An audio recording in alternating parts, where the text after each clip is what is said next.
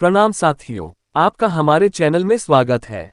आज हम एक ऐसी जानकारी लेकर आए हैं जिसमें हम ये जानेंगे कि किन कारणों से डूब गई भगवान श्री कृष्ण की द्वारका नगरी। साथियों, जानते हैं इसके पीछे का रहस्य। जैसा कि हम जानते हैं कि श्री कृष्ण की द्वारका नगरी के जल विलीन होने की कई पौराणिक कथाएं प्रचलित हैं। श्री कृष्ण की द्वारका नगरी के डूबने की मुख्य दो वजह मानी जाती है। चलिए जानते हैं इनके बारे में। हिंदू धर्म के 4 धामों में से एक द्वारका धाम को भगवान श्री कृष्ण की नगरी कहते हैं। द्वारका धाम गुजरात के काठियावाड़ क्षेत्र में अरब सागर के समीप स्थित है।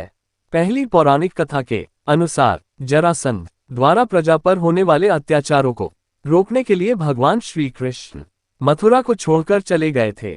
श्री कृष्ण ने समुद्र किनारे अपनी एक दिव्य नगरी बसाई थी और उन्होंने इस नगरी का नाम द्वारका रखा था। माना जाता है कि महाभारत के 36 वर्ष बाद द्वारका नगरी समुद्र में डूब गई थी। महाभारत में पांडवों की विजय हुई और सभी कौरवों का नाश हो गया था।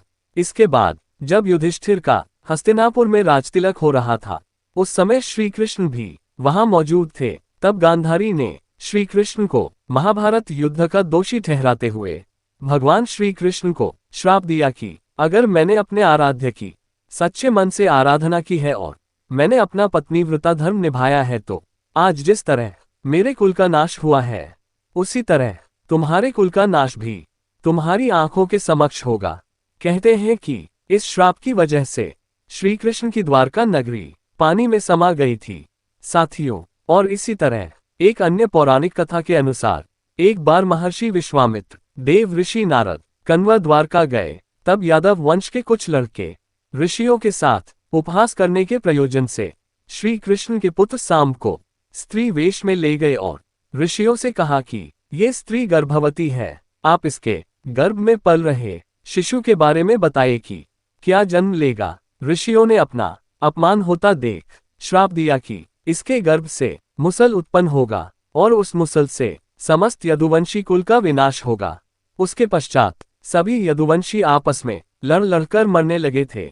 सभी यदुवंशियों की मृत्यु के बाद बलराम ने भी अपना शरीर त्याग दिया था। श्री कृष्ण पर किसी शिकारी ने हिरण समझकर बाण चला दिया था, जिससे भगवान श्री कृष्ण देवलोक चले गए। उधर जब पांडवों को द्वारका में हुई अनहोनी का पता चला तो अर्जुन तुरंत द्वारका गए और श्री कृष्ण के बचे हुए परिजनों को अपने साथ इंद्रप्रस्थ लेकर चले गए।